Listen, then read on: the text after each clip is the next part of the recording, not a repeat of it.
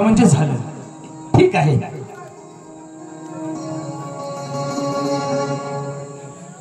नमस्कार माऊली. बोला. जे का आपल्याला बोलायचं तर स्पष्ट शब्दामध्ये बोला. तुम्हाला नव्हे मग त्यांना असं ठीक आहे, देतो त्यांना पाठवून. काय झालं चंद्रकांत? अरे दादा, तिने मला बोलवलं नाही, ते तुम्हाला बोलवलंय. ठीक आहे. हो नमस्कार म्हणलं. नमस्कार. असणाऱ्या लालबागेमध्ये आपण एक फरक अनोळखी स्त्री दिसताय. नेमकं कोणतं संकट तुमच्यावरती आहे हे जर सांगितलं तर फार बरं होईल. तुम्हाला सांगते ना, पण जरा अलीकडे या ना. काय झालं? तुम्हाला नव्ह मग म्हणजे माझे धाकटे बंधू चंद्रकांत यांच्याकडे तुमचं काही काम आहे का? ठीक आहे. चंद्रकांत, ती बाई कोणत्या तरी संकटामध्ये आहे.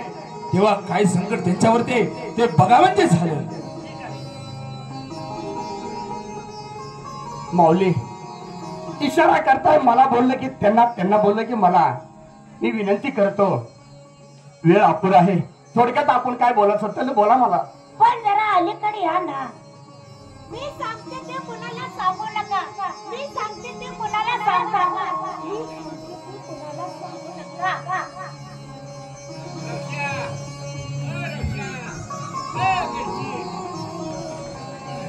ही बाय वेळी तर नाही. फक्त दोनच शब्द बोलले, मी जे काही सांगते हे कुणाला सांगू नका. बस जाऊ दा, ती वेडी असेल.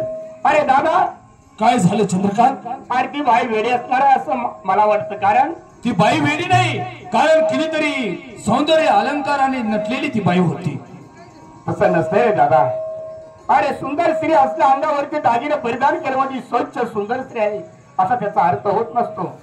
त्याला आतून सुंदर आणि निर्मळ व्हावं लागतं. तर ती बाई दादा एवढीच बोलले की मी जे काही सांगते हे कुणाला सांगू नको. चंद्रकांत, अरे किती वेडे. या ठिकाणी जर पाहायला गेलं तर आपण दोघेच आहोत. मी कुणाला काही सांगणार नाही. ती बाई काय म्हणाली ते सांग म्हणजे झालं. अरे दादा, माझ्या रक्ताची शपथ घेऊन मी तुम्हाला सांगतोय की ती बाई एवढंच बोलली, मी जे काही सांगते हे कुणाला सांगू नका. चंद्रकांत, तुझ्यासाठी मी जन्मदात्या पित्याची गोष्ट ऐकली नाही का? तर तुमचं आणि माझं मित्रप्रेम शेवटच्या क्षणापर्यंत टिकावं म्हणून मी तुम्हाला शेवटचं विचारतोय. ती बाई काय म्हणाली ते सांगा म्हणजे झालं. अरे दादा, ती बाई एवढीच म्हटलंय की मी जे काही सांगते हे कुणाला सांगू नका.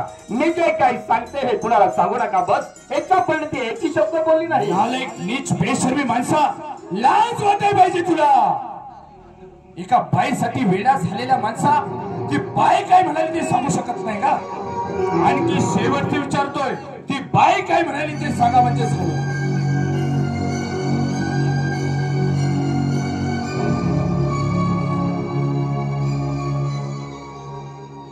चंद्रकांत दादा, तेच ते उत्तर ऐकायची सवय या सूर्यकांत माझ्या डोळ्यात डोळे घालून तरी बघ, मी कधी खोटं बोलत नाही रे. मी कधी तुला कुठं सांगणार